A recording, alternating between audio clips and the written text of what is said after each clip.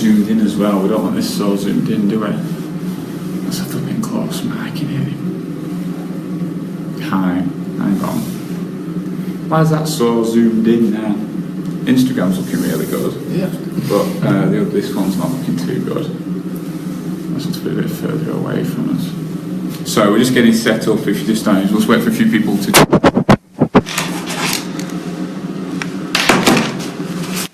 I thought it was professional. Can you zoom out of that? Oh, I think you can. So just how it is. Yeah, I think so if you sit a bit further back. Yeah.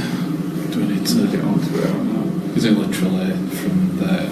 Yeah, unless we just push it a bit further back like that. So that's not too bad.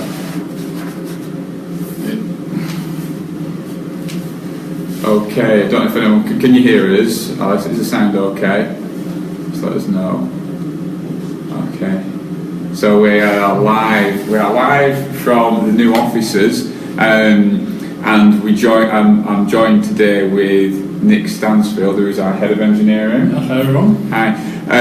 It's just an open Q&A. So if you have any questions, just let us know. Keep them coming, and let me know if the sound is okay as well. We're live on Instagram and on Facebook at the same time. And today's video is going to be about a bit more of a technical discussion, isn't it? We've got some just talking about some things with the new office to do with the engineering team, some of the investments we've made recently into hardware and just development related things as well. So I guess features that we're working on, how we go about that process, just anything really of interest. Yeah. I mean, one thing I know I've had a few questions about is we've recently invested a lot of money, about £160,000 actually. A little bit more, but that's what it tells me. Into server equipment and hardware, and obviously when you're talking about server equipment and hardware and things like that, it doesn't really mean anything to anyone. So actually bought. So the EKM platform runs on servers, which we've got a lot of, we have to have really high-spec servers to run the platform from, and they're only good. They have a lifespan of so many years, so we do have to kind of ongoingly invest into that and improve them. Yeah. We've just, as Antony said, committed a lot of money, £165,000 to a really big refresh of that equipment.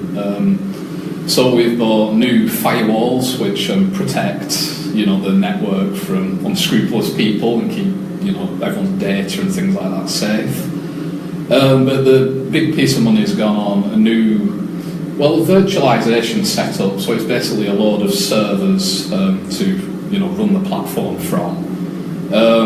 We've replaced them with things that are a lot faster. So I know a lot of people, like virtualization, a lot of people talk about this. What is it? What is virtualization? Virtualization, it's a way of, instead of, in the olden days you'd have physical servers, so you just have one physical server, run some shops on it. If you wanted to scale up, you buy another physical server.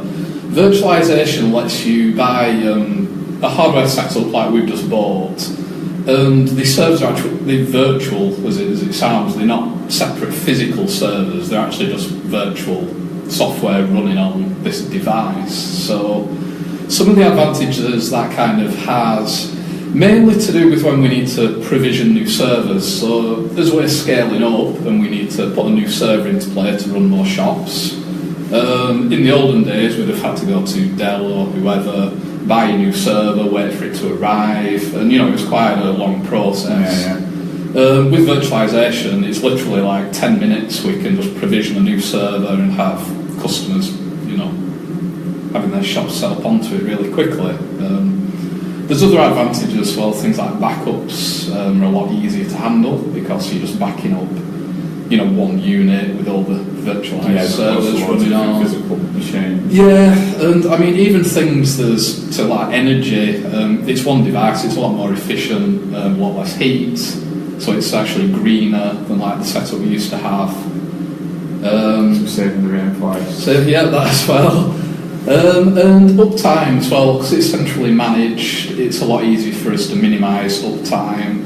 If a single bit of equipment fails, there's so many backups in place, it just falls over to one of the backups we've got, so yeah, it increases uptime as well. Yeah. So.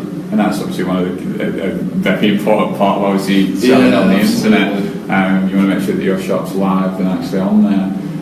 We have to have essentially 2 of everything, so if there's ever a failure, so like if a firewall was to go faulty, it'll automatically go to the backup one, and the new setup has that built in, so hard drives failing, host servers failing, there's double of absolutely everything, so we're really well protected. I mean, I suppose the thing, a lot of this complexity stuff, I suppose by using a system like EKM, you don't have to actually worry about any of this. No, if you were going to do this on your, I think I was talking about this the other day with someone, it's this idea that people sometimes look at a hosted solution like EKM and think, well, I could do that, I could host my own, like Magento site or my own, these open source systems. But you're taking all that on, aren't you? Yeah, absolutely. I mean, we manage it all. I mean, so everything from monitoring performance, making sure it's always top-notch, uptime, making sure that's always top-notch, making sure everything's protected, security-wise, it's updated. We're dealing with that just day by day, making sure that everything's as slick as it can be, and obviously if you posted it yourself, you have to do all of that yourself. Yeah, I mean, an analogy that I sometimes use is a little bit when I'm trying to explain to people, like I know you love my analogies, is the power generation type of a thing, so that if you built a house and you needed electricity, your options would be to maybe put a generator in, create your own generator and generate all your own electricity, but then obviously you're responsible for fueling it, making sure it's maintained, putting the oil in it, and if anything breaks, it's your responsibility. You lose power. So what most people do is they outsource electricity on the national grid. So you basically plug your house into the national grid, and that electricity just come. You don't care where it's come from or what it's doing. So it might be generated via coal, nuclear, solar. It's looked after and maintained. You're not having to worry that when you're going to plug your kettle in, that is it going to work? Whereas if you do decide to take something house, I suppose you are. That kind of reminds me of the data centre as well, which is something we haven't discussed, which hopefully you might find of interest. But the servers that we have, obviously we don't have them here with us in the office. We put them in a data centre, which is just like a special facility for hosting servers. Mainly servers, to be fair, and devices to support that. And the reason we use a data centre is they're really well geared up for hosting servers and helping us maintain uptime and things. They have power, which you mentioned. Funny enough, you mentioned generators. They're on the national grid. They have like multiple power sources coming in. They actually have backup generators. So if there's total power cut, everything just fails off to backup generators. And even to the level that they're geared up to actually run on generators for as long as they need to. So there's like agreements in place for fuel tankers to come and refuel those generators. So it's all the stuff you don't really think about. Yeah, you wouldn't. And especially when you're using you're paying $24.99 a month. You don't actually think that there's this massive infrastructure behind that, like that fuel trucks for a generator that's a backup. You don't even think about it, do you? Yeah, and air conditioning as well, which is all dual setups, it's all fail, and fire suppression is another big one. It's there's like special gases in the data centre, so any kind of a fire at all. Yeah, it's argon gas and stuff. So basically, if there's a fire, this argon gas comes through the roof in the data centres and it saps all the oxygen out, doesn't it? Yeah. I think you've got about 30 seconds to get out of there before it's down. No, it's not a nice place. And they're not even a nice place to be. I think people are always interested in data centres, and I know we were looking at maybe doing a video showing the data centres, but obviously it's such a secure place as well. It's even difficult to be filming in these places. Yeah, security is another big thing actually. They're very secure. Scan and all sorts to get in. Yeah, it does.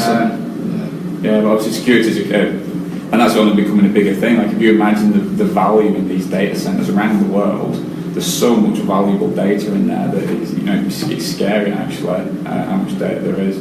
So you don't think about it.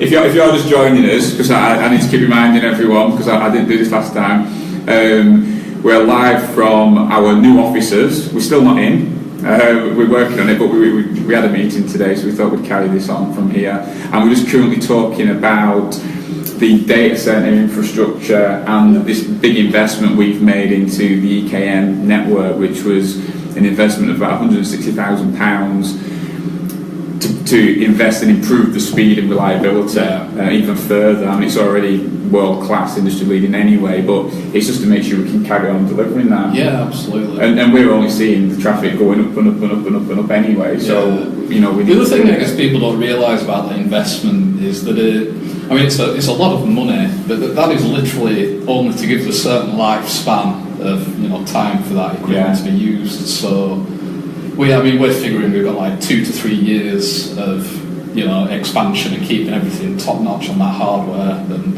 during that process we'll have to reinvest into more and more. But I mean, it's good now at the end of the day. I mean, if you're having to, it's one of them, as much as you're like having to write a cheque for £160,000, quite equally it's good to show that the business is expanding. It's the same as someone investing into stock or something like that. So it's one of them. We're reinvesting to make sure we've got the absolute best. We've got some questions. Can you unlock that for me? Sorry. We've got some more questions coming in and things like that. I mean, just been talking then about the data centres and stuff. Why would you put your things in a data centre though, as opposed to plugging them in your office or something like that? Because surely a server is just a computer on the internet, isn't it? So why wouldn't you? It is, and I mean the redundancies we've talked about are definitely a big part of that, because in your home office, most offices do not have half the stuff we talked about. If you have a power cut, everything goes off, your website's inaccessible, you're not getting orders, it's a big issue. Same for internet connections. You've probably got one internet connection. You've probably had issues with that internet connection at some stage. Yeah, well, who's not? You know, so again, backups, there's multiple ones of them. If you God forbid you had a fire at that location, you may have fire suppression systems and things, but we're protected against that. And even to the extent if we did have a really critical hardware failure, which is very, very unlikely because we've got 2 of everything, we've got SLAs in place with the providers we use like Dell to have their engineers, out on site within a matter of hours, and so it's just a lot of redundancy and just making sure that everything just takes the hassle away from you. Which I think is what it's about. I mean, it's amazing to still see. You go to businesses and you still see this idea where they've got a little server sat in the corner of their offices, and it's running like Microsoft Exchange or whatever, it's running their email services and things like that, and they have to maintain that. They've got to pay someone to keep coming in and checking it, and when it breaks, they don't have emails. I remember one of my friends who was once on holiday, and I was checking my emails, and he said, I wish I could check mine. And why can't you check your emails? Someone's unplugged the server. And I'm like, what are you on about? And he literally he had a mail server sat in the corner of the room, and I know that's how you used to do it, but these days you farm that out onto the cloud, onto the internet. You wouldn't take this stuff in house, and it's something well worth considering. Whether you're talking about your file servers, your email, obviously your e-commerce, which is why we're here. If you're having to manage and look after that yourself, you want to seriously consider sort of farming that out. Even for email, I remember us going through the transition from having our own mail server and things, and it's something we switched over. We wanted ours in the cloud, and it's that's hassle. And it's letting someone whose dedicated job and their expertise is to manage it for you, isn't it? You might as well let someone who knows, like we do e-commerce, let them manage and take all that hassle away from you. So if you're just joining us, we've just been talking about, we're live from the new office. We're just talking about data centres and infrastructure, and this light keeps going on and on. It's on some sort of timer. Apparently you can set it. There's a motion sensor, so we just motion sensor. Keep moving around. So is it coming on? We're back. And we're back in the room. Sorry. We've not got it. And talking about data centres, I think there's a gigabit connection. For the new office, we've got the super fast internet connection upstairs, but because we haven't got the Wi-Fi access points installed yet, so we're not using it. I think we're using 3G currently. Yeah, we're using Vodafone. So if it cuts off, it is not EKM. It is Vodafone. It's a heck of an internet line actually we've got in here. It's a gigabit. I think someone put a picture on Slack of the upload and download. It looks like ridiculously fast. It's important for us, of course, because we need, with all the shops and the servers being up in the cloud, we need the ability to get really fast access to that from the office. So if we ever need to do maintenance or database maintenance or bring content down or anything like that, we can do that really, really quickly. Yeah. Cool stuff. Another thing I want to talk about, obviously I'm here with Nick, who's head of engineering. Sort of future trends and things like that, or anything that we think that we might, that's going to affect e-commerce in the future. Yeah. Obviously, I think last week, if you watched the live videos last week, myself and Mark were down at Google, and obviously they're talking about all these futuristic things. But it was just sort of a little conversation about some of the stuff, like whether it be the augmented reality, the VR stuff, or which even stuff that's a bit nearer than that. Yeah, augmented reality in VR is something that has definitely become more prominent over the coming years. I don't think we're going to see it commonplace for e-commerce this year, is my gut feeling on it. But we're definitely going to start seeing more prototypes of it. I think some larger clothing retailers will probably start trying it out. Just because the audience of VR headsets and things is still it's very niche. So in our industry, everyone's into it, aren't they? A lot of engineers and stuff, play the games and things like that. I mean, it will definitely be the future. I mean, the ability to, visit an online shop and try on some clothing virtually. Yeah, I mean that's augmented reality. I mean, we just talk about it as if we should everyone knows what that is. So what that is, it's generally where. The obvious one is Pokemon Go, if anyone's seen that. So basically, you're using your mobile device or whatever, and you can see the real world, but it's somehow putting something virtual in that world. So in the case of Pokemon Go, you have your phone, and as you're walking around, you can actually see real Pokemon on the street. It's the idea of augmented reality, isn't it? Yeah. But it works for, any product it could potentially work for. Oh yeah, I mean, you imagine say if you're looking to buy a new car or something like that, you can actually look and see it on your driveway, and you can actually walk around it and manipulate, open the door and actually get in. Potentially even interact with the side of it. So it's definitely coming. I think certain things would work really well. I say if you wanted to start a new mobile phone or something, I think the fact that you could actually just project it into your hand and actually be going through the menus and things like that. It's definitely the future.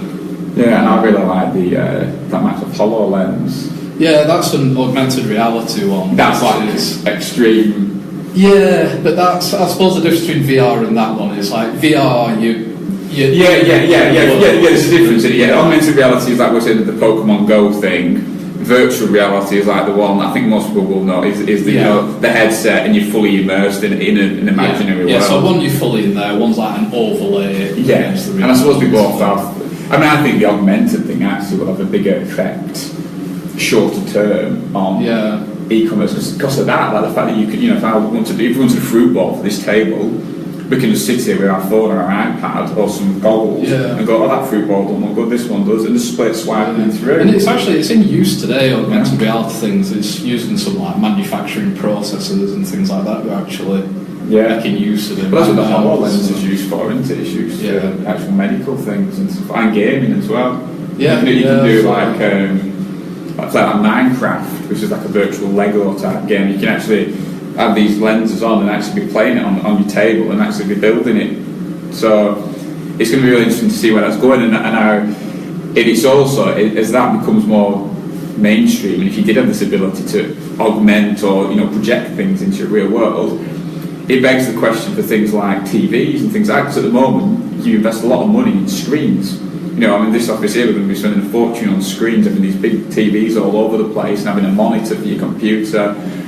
But if you can project things into your real world, you could project a screen anywhere you want to. So all of a sudden you don't need that 80-inch TV, because you can project a 200-inch TV just floating in front of you. Yeah, absolutely. So that would change the world again, because it would. And we're just seeing the death of 3D TVs, so this could be the next... Well, I'm interested in that, because I think the reason why the 3D TV thing failed, in the same way that Google Glass did. I actually have a Google Glass. We have one at work, which is, again, we should be kind of trying to do augmented, but very basically. But the reason both of those things things fail... look as cool as you thought you did when you came in. But that's the problem. That's the problem. I think that's why they fail. I think that's why they fail. Because you look like an idiot. Yeah, absolutely. You look like an idiot. And, you know what I mean? You don't want to wear something that makes you look like an idiot. And this is why these things failed. Yeah, so careful not to swear and say what you actually look like, but that's why they failed. Yeah. And I think that's the thing that Microsoft HoloLens is going to have an issue with. Anything at the moment that's augmenting reality, it's got to somehow get it into your eyes. Yeah. And people don't like having stuff on the face. It is a bit clumsy. I mean, even VR is still a bit clumsy. It is clumsy. I was actually using the HTC Vive, funnily enough, a couple of weekends ago. Yeah, one of the engineers has one set up in his house, and I mean the technology is impressive, like really impressive, but you still have a big headset. You've got wires. Yeah, it is very clunky. Yeah, I've had to go. They've got to start somewhere with. I've had to go with PlayStation 1. That's pretty good. But yeah, it needs to filter down. Yeah. But yeah, we're going slightly off away from e-commerce a little bit. But it's related though, isn't it? Yeah. So what we're talking about is you know, we're live in the new offices. Myself, Antony Chesworth, the CEO of the company, and head of engineering Nick Stansfield. And we're just talking about future technologies and things like that will at one point affect e-commerce. And we're just talking about augmented reality and VR. And someone's asking about introducing the company, just a bit about what we... Yeah, but can you unlock that again? Sorry. Your phone locks quick. It does. It's like, let's keep touching his phone, it keeps locking, and it's got loads of questions that we've been asked to talk about, you see. Yes, if you're just watching for the first time, EKM, I'm assuming most people watching this already know the company, but we basically provide online shops to people. So we have a system that allows anyone to create their own successful online shop, and we have a platform that we run, and it keeps evolving and adapting as well, which is a big thing that we're pushing at the moment. There's a big video of me talking. Have you watched that video? Yeah. You've got no video. It's actually doing really well, isn't that video? Me talking about how it evolves and adapts, but that's one of the big things that separates a shop built with EKM to anyone else. They decided it will keep getting better and evolving and adapting. And again, that's using all the latest technologies and some of the things we've been talking about today. I suppose back to some of the things this year then that we're going to see. And you probably fed up with hearing this, but mobile is obviously... Yeah, it's been the year of mobile every year for the past 10 years. Yeah. But to be fair, every year it is still increasing. You know, more and more e-commerce sales are being made over mobile. I think most of our traffic's mobile now, isn't it? Yeah. So over 50%. Yeah, over 50%. Yeah, so 50% of all the e-commerce sales that go through EKM are on mobile. So we'll see more of that. I know it's a big focus for us engineering-wise this year, just to make sure that we have more, better mobile sites. We made the transition to mobile first, which is basically everything we design now is now designed for mobile, and then we kind of scale it up to work on larger devices, which is an important. It shows how trends have changed, that we're now doing. Everyone does everything on the mobile. Yeah, absolutely. I had. EKM is effectively ran from my jobs ran on a mobile device. It's either my iPhone or my iPad predominantly. And I think we're going to see that filter a lot more into payments as well this year. In the people are going to expect more and more to be able to do slick, Apple Pay style transactions where they just, fingerprint authenticate through checkout. Checkouts, I think, are going to get simpler again this year. So. Yeah. Well, that was always a cool thing. We like with Klarna, because if you sign up with EKM, you get the free Klarna accounts. You can process cards, and the really cool thing about that is this idea that when you're actually going through the checkout, you don't need to have your credit card on hand, because that's the biggest pain barrier. There's no usernames, passwords. It's just your email address and postcode. Yeah. And then that's it. The payment goes through. So as a user, when you're sat at home on your settee, the usual process is I'm trying to buy something. It don't work on mobile. It don't work. Yeah. Right. Have you seen my credit card? Put credit card. What's my 2D secure? I don't know my 2D secure. I can't be bothered with this. Whereas with Klarna, the process is very much I want this. Add to cart. Email address, postcode, done. Nothing. There's no payment information. Nothing. Because what Klarna do is they'll then chase me up for payment in a few weeks. Exactly. I've done the transaction and you've got that sale. That is actually a really important one for merchants to be aware of, that as we've transitioned over this 50% mark now for sales being made on mobile, if you have a not mobile optimized checkout or not mobile optimized kind of payment experience, it will really put people off. And luckily our checkout is totally geared up for that, and if you are using the likes of Klarna with it is a really slow process. And a really interesting thing, and I know it's something we're going to do on these videos at some point, is how obviously we're biased, we're going to say EKM great, but it's interesting. But if you look at some of these other big retailers, like I know Alison was trying to buy something off Joe Malone the other day, one of these scent smelly things, and she only bought it off the site just to see how good or bad it was. And it was horrendous. The checkout experience was horrendous. Funnily enough, the other day I went through it. Process very similar. I thought we could name these people, but with Tesco Direct, and it was a really horrid experience on mobile. Yeah, but you would assume they'd be great, and I think you just assume it's whatever. It's John Lewis. It must be amazing. Yeah, and it's really not thinking about these things. No, it's really not. And then you actually do that same flow on an EKM customer shop, and it's like, wow, this is so easy. A lot of these big companies, they don't develop their own e-commerce software. Some do. A lot of it gets kind of offshored and done elsewhere. And like at EKM, we're kind of proud that we've got our own UK-based team of engineers that are building this stuff. Yeah, and it's our own. It's our system. When we see these trends, we can just very quickly adapt to them, pick up on them, and do them, and that's totally in our control, which is a great. Yeah. Because you need to be able to react quick in this industry. Yeah, and I suppose that's one of the advantages again of using a system like EKM, like using EKM, because of our scale and our size, we can look at these sort of trends, and we're looking. So you might have an online shop with EKM, and maybe you're getting a few hundred sales a month, something like that, which is doing really well. You're getting a few hundred.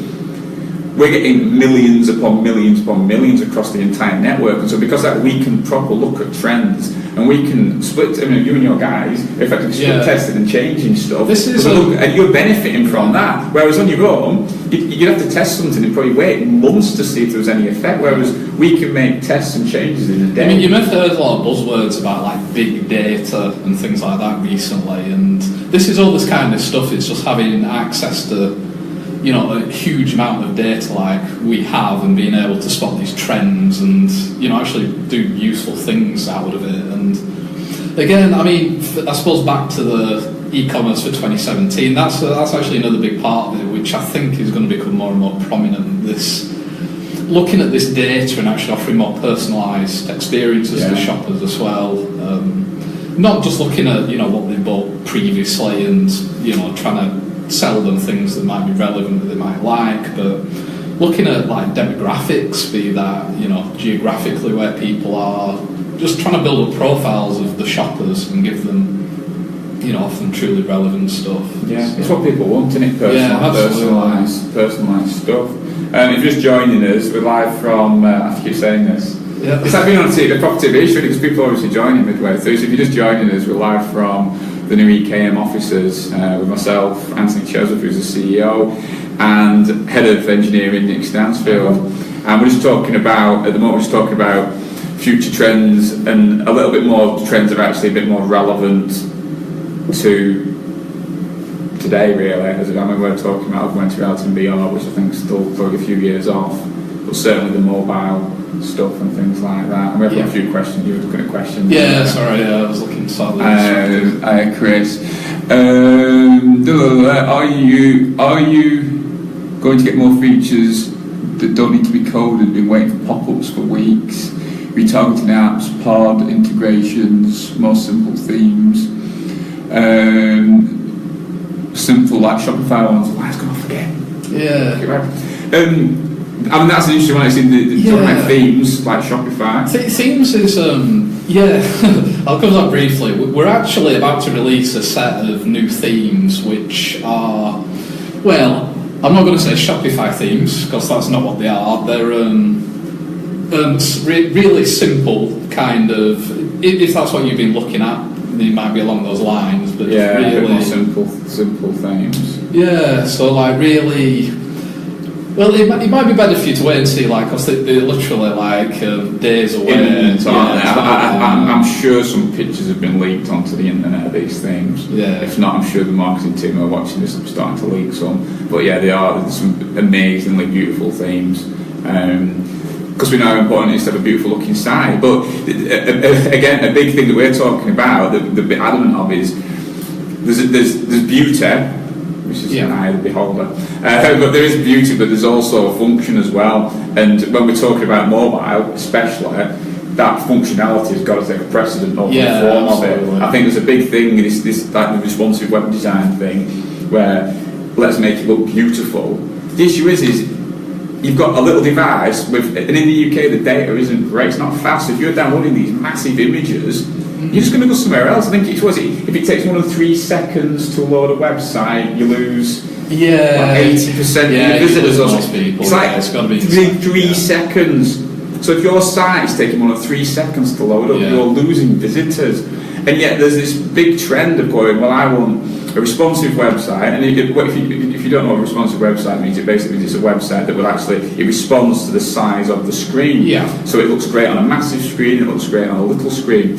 The issue is, it's fundamentally the same website though, isn't it? Yeah. So that same website that you've got on your massive computer screen at home is the same website on your mobile phone, and so it takes ages to download. It still has to download all the same assets and images, and CSS and things. So what we did is we decided to do like a proper dedicated mobile site. And by design we wanted to do it that way. So the one we've got currently is super lightweight. It converts really well. Which is what it's about. It's what it's about. It's about conversion, isn't it? But we are actually doing some work on that, as we're talking about. So we're going to be improving that over the coming months. Just as we do ongoingly, really, with the themes, we keep releasing nicer new ones. But Chris was just saying, wants to think. Chris, Chris is just asking about these themes again. He can't find one that he likes. EKM. I would stick with us because they're imminent. And if you give your account manager a call, I'm sure they can sort of send you some screenshots of some of the stuff that's coming out. But it's literally. This is the man who knows. So I can promise you, Chris, if that's the kind of theme you're looking for, you'll be very, very pleased over the next couple of weeks, just with what we're going to be releasing. So watch this space. Another interesting question there that we just had on Instagram from Tring. I don't know if Tring he sells telescopes. I think he's trying to sell Mark one. I actually pestered him to sell him one. But from Instagram, just saying, how often do we think that someone should actually change the shop? This actually leads on to quite an interesting. We've been thinking a lot about our themes process internally recently, about how often we should introduce new ones and transition over to, and even shops transition over to new ones, and it's actually quite an important thing we're thinking about. But we've basically said that within kind of a year and a half to 2 years, a theme is pretty much reaching end of life. You need to be thinking about, just because design trends change, if you look at anything 2 years old, especially on the internet, it is out of date. I think I said this on that last one. I said, like it or not, anyone in the technology sector, and any you guys, in retail with any website, you're in the fashion business.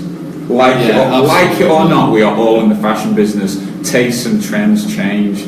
Every year it changes, and our plan is if you went into the design section on the EKM platform now and looked at the themes that are there right now, if everything goes to plan, in 18 months' time, every single one of those will be different. And that doesn't mean we're going to leave kind of merchants in the lurch, losing. You'll still have the theme you've got, and we're actually trying to come up with a really slick process for kind of saying, you're using this theme right now, we're going to give you tools to really easily move over to this new modern version of the theme. So basically every year and a half we're going to try and get shop owners just moving over to a new one. People don't like change. Everyone's like this. People don't like change. It's like bring back the old Facebook type post. People don't like change, and especially with the website, because it is so emotionally charged. Sometimes people will have a website, they'll have a theme that they really like, and then for us then to suggest that, look, it's been 2 years now, you maybe need to have a newer theme. people don't like that because it's their thing, it's their baby, isn't it? Absolutely. It is a hard one, and it's a big thing that as a company we're trying to challenge and actually trying to encourage more customers to update and evolve their website, because it's so important, guys. I mean, anyone watching this now, if you've got a theme on your website that's more than 2, maybe 3 years old, if it's older than 2 years old, you need to choose a new theme. And again, we can help you do that. Literally just give us a call or an email, and we can actually help you do that. But you've got to keep doing that, and like I say, it's something that we're working on. Yeah, absolutely. On as a business. Have we had a few more questions? Are you also creating online? Yeah, so good old Alex is asking, this is the idea of being able to customise products. Yeah. So t-shirts. This is achievable. Bottles. Absolutely. You can achieve this at a basic level right now actually by using, we have like special product attributes you can use, and you can have an image attribute that will let a customer add, say, a mug to their basket and then upload a product to get attached to the order when it's placed. So at a basic level they can do that. If you mean a more advanced, almost like product customizer that lets you actually see the cup, say, with the picture on it on screen, it is one we were actually talking about it funnily enough at one of our planning meetings last week. It's in our backlog of things to do. So I'd say you can achieve it right now. We do want to give you a better way of doing it, and it's something that we're looking at. I mean, a question on Instagram here, just going back to what we're talking about, because you just joined us. We're live from the EKM offices with myself, Antony Chesworth, who's the CEO, and Head of Engineering Nick Stansfield, and we're just talking about, we've been talking about themes actually at the moment, so the idea that you've got to keep updating your theme, and we're all in the fashion business, and if you do have a theme on your website that's more than a couple of years old, you need to update it. And one of the questions we've just had, which is something that we do hear a lot, is Tring feels like the reason why you can't upgrade his theme is that his category structure is a barrier to that. So maybe his category or his product, it won't work with the new theme. Yeah, with the new themes we're designing, we are trying to be quite flexible around different structures of shops, because we're aware that depending on what you're selling, they can be laid out very differently. So we're going to be, some of the themes are more suited to not many categories, so they might have top header categories, a limited amount, probably no more than 8 is the top. Well, you're not supposed to give people more than 8 choices, again, which is something that you shouldn't have more than 8 categories really on any page. Because I think it's like a human condition. So you can only handle 8 choices. It's actually something we're adding into the platform to tell people, funnily enough, that when you start adding these categories in, we are going to start telling shop owners, in the user interface, you've got enough categories here, don't add any more. Just so people have an idea of how many things they should be putting in places. I think sometimes people do put too many. Some of the themes or Tring will have some like side menu things still going on, which you can get away with putting more categories and things like that in. So I'd imagine whatever you're using, we'd be able to advise on a way to make that work. Definitely make your category structure work on a new theme. And of course, especially with themes, as with anything, keep the feedback coming in. We do listen to it, and we do take it on board. I mean, it's vital for you guys to get customer feedback. I know there's sometimes a frustration that if you suggest something, it's not implemented the next day, but unfortunately, it does take some time. It takes some time, and also we have to prioritise updates and things based on the volume of people requesting it, or depending on how urgent it is and things like that. The engineering process, I suppose, to give a bit of insight into it, everything we develop is prioritised, and it's not just us sitting there deciding what to build. We're very customer feedback orientated, so it is all prioritised by what you as customers are asking us to do. In the planning meeting we had last week, the week before, and that was totally centric to. I mean, all the things on there were to unlock extra functionality and features that were being asked for. Yeah. So Yeah, it's kind So, of we're all listening to this. I think the issue is you send over that many great ideas. We can't physically implement them all, but we are trying, and obviously we're investing heavily in that side of things as well. Because I know sometimes it annoys people when there's a little thing that someone wants that they've not got, and it's only like a little thing, and so it's like, well, why can't this be put in there? We have actually recently introduced like a small changes process into engineering, which is a bit more for that. These little things. Yeah, we're capturing small requirements, small changes that customers are asking for, and internal staff as well, because they come across a lot of things talking to customers as well. So. So honestly, do send this feedback through to we do read and listen to all. Yeah, everything's taken on board. Cool. So if you're just joining us, we're live on Channel 4. We're live from the EKM office. Just been talking about things like the data centre. It's a bit more of a technology focused one, is this, because I'm here with Head of Engineering, Nick. So we've been talking about data centres, the server infrastructure, and then some of the ideas of future things that happen with e-commerce. Should we talk briefly about I suppose engineering in the new office and how that's kind of looks. It's a bit I'm quite excited about personally. I think the engineers are, but because we've done like a very custom built office, having a great environment. Well, for everyone in the company, but obviously for me, I've looked at more for the engineering side of things. So we've purpose kind of built the area that engineering is going to go into.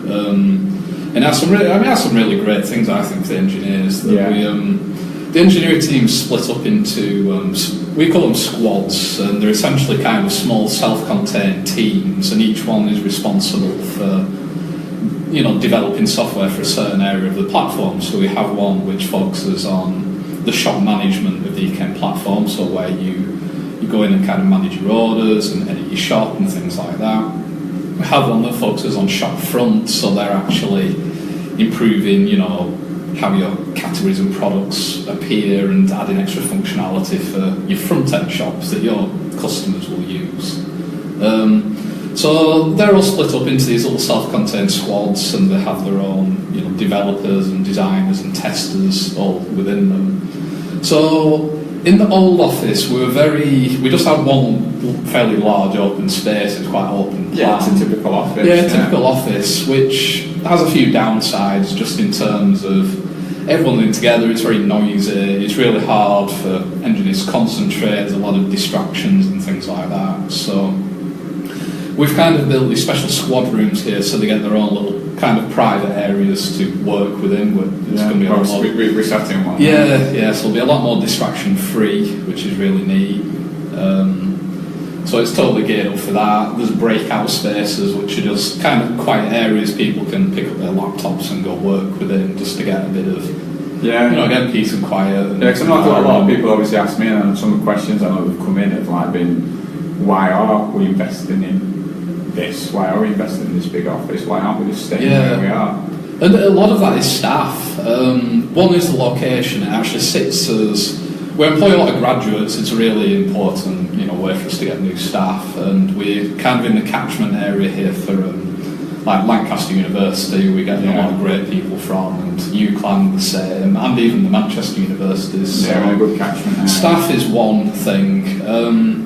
It's very competitive getting good engineers as well. There's a shortage basically of engineers, software engineers, so you have to almost market yourself as a company to get the best people to come and work for you. So and it's not just gimmicky stuff. We offer a lot of perks to our staff. They get things like free Spotify subscriptions, and drinks and snacks, and you want people to want to work here. Yeah, exactly. You don't ever want people to feel like they're forced to be here. And again, I've spoke about it on other videos and things, but it's this idea, it's a fundamental thing of EKM, is that he said that you should do something that you love, something that I strongly believe in. It's a company ethos, isn't it? Absolutely. So whether that's doing something that you love doing by setting up an online shop, whether it's working somewhere, wherever that happens to be, and obviously hopefully people choose to come and work with EKM and join the team. And we want people to love being here. Yeah, absolutely. We don't want people here to say, oh, I'm here for paycheck, I'm just here because I need a job. We don't want people like that. Yeah, that is super important to us. So the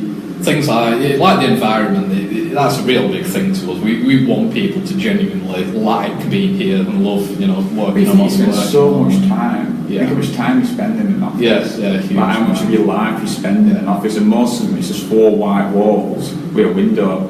That is it. So obviously we've invested into making this somewhere that's people want to be, and it's also something for you guys watching.